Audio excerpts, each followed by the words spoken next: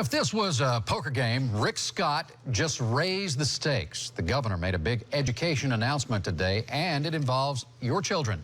Education spending is one of the biggest issues in the fight for governor.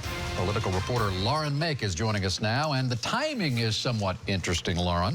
It is. Good evening, Keith. Governor Scott announcing today that he will increase spending more than $200 per student if he is reelected. That would be his proposal. Now, it comes the week after Democrat Charlie Crist's big campaign tour bashing his education record. It also comes a day after something else. It was Wednesday morning when I asked Governor Scott about what he plans to spend on Florida students. If you're reelected, do you plan to increase per student spending more than it is now? So, you know, when Charlie Crist wants to talk about education, it's a little bit laughable. Talk immediately turned to Scott's potential political opponent, Charlie Crist. We have to invest in our children. The former governor's been hammering the current governor on education spending, taking a school bus around the state on a tour he called Restore the Cuts.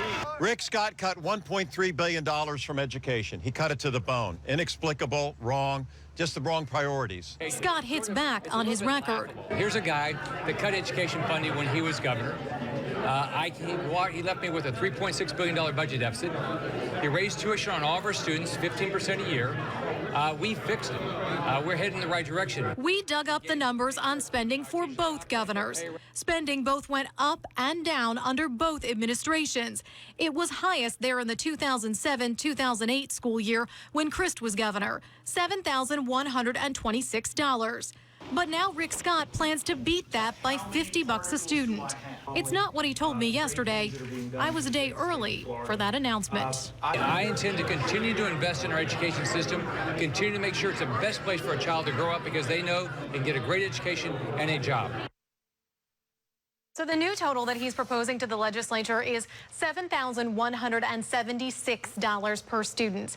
Democrats are not buying this. They claim that it is still less than during Crist's time in office if you account for inflation. But the head of the Florida School Boards Association says better late than never. Keith?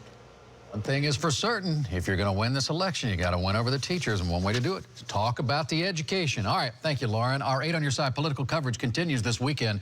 Your Vote, Battleground Florida, airs at 9:30 Sunday morning, and that will be followed by our live political special starting at 7 p.m. Battleground Florida Part 2 airs live from 7 until 8 p.m. Sunday evening.